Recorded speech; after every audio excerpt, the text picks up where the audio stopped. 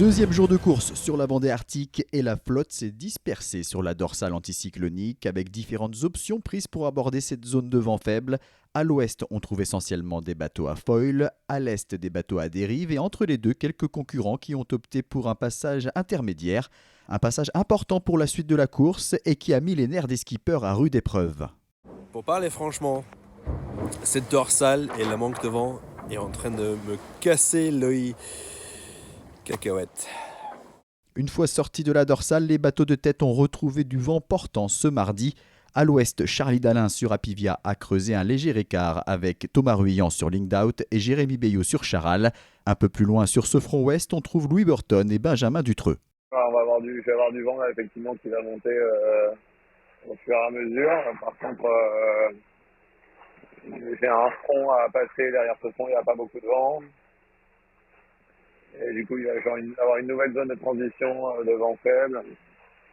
Et après, j'aurai de nouveau du vent. Donc la route n'est pas si linéaire que ça, juste en Islande. Je peux pas dire que j'ai été très brillant là dans la molle. Puis bon, j'ai passé un peu de temps à essayer de réparer le bas de la grand voile. Mais bon, là ça y est, on retouche un peu de vent et c'est reparti. Va falloir se concentrer sur les trajectoires à suivre. Et on va pouvoir faire route vers le nord, cap l'Islande. Le plus à l'ouest et le plus au sud de la flotte, c'est Alan Roura sur Hublot qui a tenté en vain de réparer une voile déchirée en prenant de la hauteur. On essaye de réparer le J2, c'est pas simple. Alors on a une jolie déchirure. C'est la deuxième fois que je monte dans le mât. Y a rien qui colle. Voilà, le tissu là il est... Bon, ça l'est forcément, mais même en dégraissant, ça colle pas.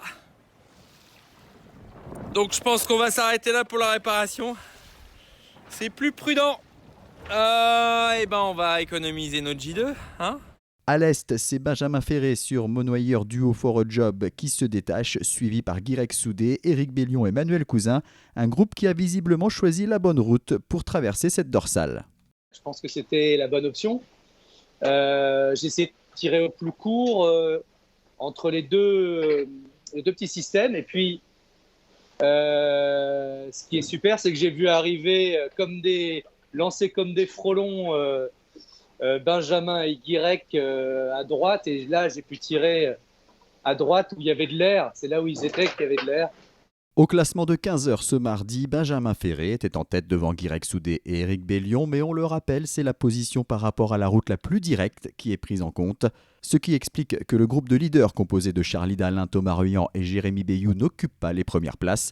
11e position pour Arnaud Boissière sur la Micaline, situé au centre de la flotte, tout comme Damien Seguin, 13e, ou encore Nicolas Luneven, 17e.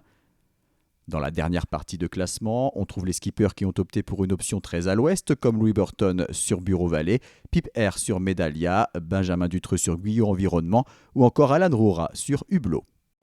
Allez, direction Islande.